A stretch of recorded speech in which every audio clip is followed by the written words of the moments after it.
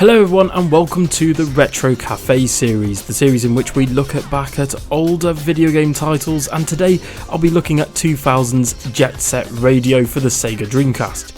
So grab your inline skates, graffiti cans, and let's get started.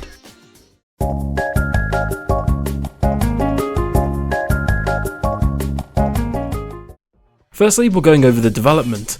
Jet Set Radio, or Jet Grind Radio as it's known in North American areas, is a video game developed by Smilebit and published by Sega, the same team that published Panzer Dragoon for Sega.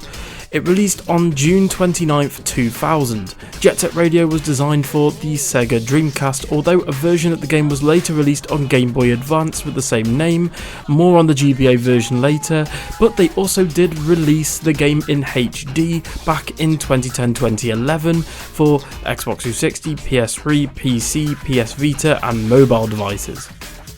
Development of the original game was directed by Masayoshi Kikuchi, I'm sorry if I've absolutely butchered that name, with art by Ryuta Yuda. Again, I apologise if I've butchered that name. The team at Smilebit was essentially influenced heavily by the late 90s Japanese popular culture such as anime and the film Fight Club. The environments were based on Tokyo shopping districts in Shibuya and Shinjuku, with graffiti designed by artists including real-life artists, Eric Hayes, and even more American artists as well. And when playing the game, it's easy to notice that some of these areas in the game are nearly one-to-one with Tokyo itself, similar to Persona 5 for example. Jet Set Radio was the first ever game to popularise and use a cel-shaded art style, developed in response to the team's disappointment with the abundance of sci-fi and fantasy games from Sega themselves really. Jet Set Radio received acclaim and is considered one of the best video games of all time for its unique cel-shaded graphics, soundtrack and gameplay, being opted as one of the best soundtracks in video game history.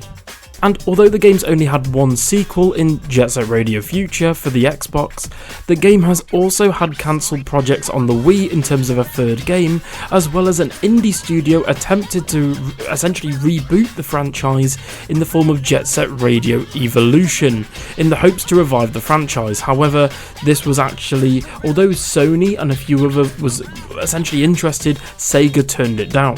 But in 2023 it's now getting a bit more exciting because there's possibly a new sequel on the way with rumours and leaks, but again we'll have to wait and see. More on to the classic though. Jet Set Radio features the Rudies, who we take control of, and actually the playable characters like Beat, Gum and more skate around the streets of Tokyo To, a fictional city inspired from Tokyo, spraying graffiti and enjoying life in general with skating. The game is also partly narrated by a DJ Professor K, who you hear and you talk throughout the game, and is the host of a pirate radio station based in Tokyo To called, you guessed it, Jet Set Radio. Despite all this, a company, military and conglomerate known as the Rukaku Group combined their efforts to fund the 21st Century Project to stop all of the street punks, the Rudies and gangs such as Poison Jam and the Heartbreakers and everyone else, as the police crack down in the streets, and they've gotten extremely more violent as of lately and more prominent in the streets. They essentially want to bring order back to Tokyo To. And as the DJ Professor K puts it himself, the streets of Tokyo To are ready to explode. It's now up to you to select a character from the crew and express yourself in the streets with art, skating, battle rival gangs, go toe to toe with the Rukaku Group in turf wars, as well as recruiting fellow gang members on the way. Jet Set Radio's gameplay is really unique and interesting. It's almost a combination of Tony Hawk's Pro Skater and Splatoon if you've never played the series before. Jet Set Radio is very arcade-like, and it's very classic Sega, as missions have a timer during them, with max being around 999 seconds, and like many other Sega franchises around that time in the sort of late 90s, early 2000s, it uses a ranking system to rank you on each level. The player sets out to a specific area on the world map and is tasked with completing challenges, tagging graffiti all over and avoiding the Rukaku Group and the police, tanks, helicopters, flamethrowers, assassins, etc. Players can pick up cans scattered around each level and then spray tags by performing combo buttons very quickly. Enemies such as Onishima, attack helicopters and Golden Rhino assassin leaders can be stunned or taken down with graffiti if the player tags their back or windshields. More graffiti can be unlocked by collecting graffiti souls, which are the main hidden collectibles in each level. On top of this, you can also design your own graffiti if you're really feeling artistic enough. These are some of my examples that I've got on screen and throughout the gameplay. Tricks in the game are also performed automatically, and dashing also lasts only a few seconds, as well as grinding really can... Basically, you want to keep jumping and grinding and gaining momentum. This lets you do tricks and ups your score. Giving the player a short burst of speed every time you jump, it creates momentum, and that's my main tip really when you're playing this game, just jump loads to gain momentum. It's here where the game falters, however. The camera controls feel archaic and they feel very late 90s, and since the movement is heavily momentum based, then combine this with the sort of sluggish camera control at times, then movement in this game can feel a bit sluggish and almost as if you're a tank, which is really odd. Whereas at other times, if you're used to the levels and things like that, the game feels really fluid, sort of like Pro Skater for example, where you can grind, you can jump from grind rail to grind rail, you can wall jump and things like that, and you can build up combos with fluidity and movement. In terms of music, the soundtrack for Jet Set Radio contains a diverse lineup of absolute bangers, ranging from genres such as hip hop, funk, and punk rock. Here, listen to some of these gems.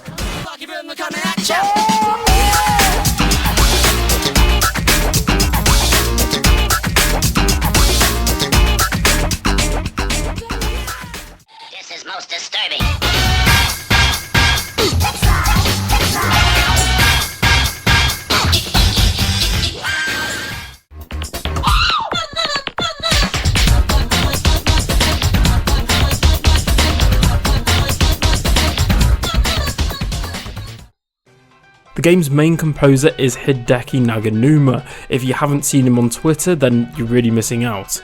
Who would make several original songs for the game and has also picked up some of the licensed music as well. He's actually chosen it himself. Other actual real life tracks include tracks from bands such as Jurassic 5, Rob Zombie, Idle Taxi and many more. Some songs were even remixed and brought back for the sequel in Jet Set Radio Future, as well as other Sega games in terms of crossovers. Not only did it release for the Sega Dreamcast, but as I mentioned earlier, in 2003 for North America and 2004 for Europe, Jet Set Radio would receive a demake, if you will, for the Game Boy Advance.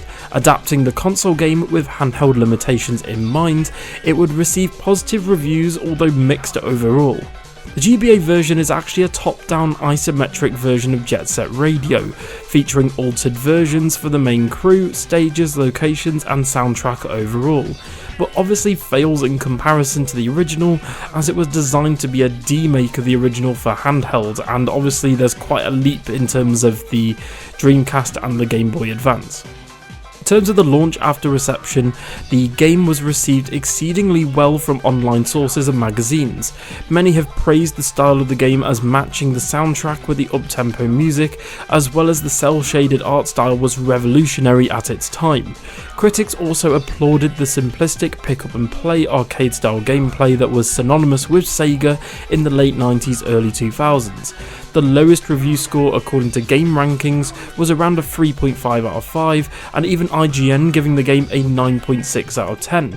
Many other publishers, like I said earlier, they sort of deem the game as one of being the greatest of all time. It's in the top 100 games of all time, and it can really show why. It's very simple to just pick up and play. It's a very arcadey style game, and like I said, the actual world, the characters, the universe itself is extremely well liked. The game itself is a cult classic, meaning that although it didn't sell increasingly, gangbusters like something like Mario Kart would, it's gained a cult following, and people to this day still love this game.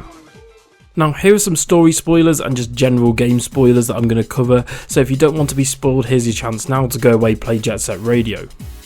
Okay, Well, as for the story, it doesn't take itself too seriously. It's revealed that essentially the Rikaku Group's plans were to use the Devil's Contract, a vinyl disc able to allow Goji, the Rikaku main villain, he's essentially the head of the organisation, basically it makes him able to make a contract with a demon so he can take over the entirety of the world, basically using music.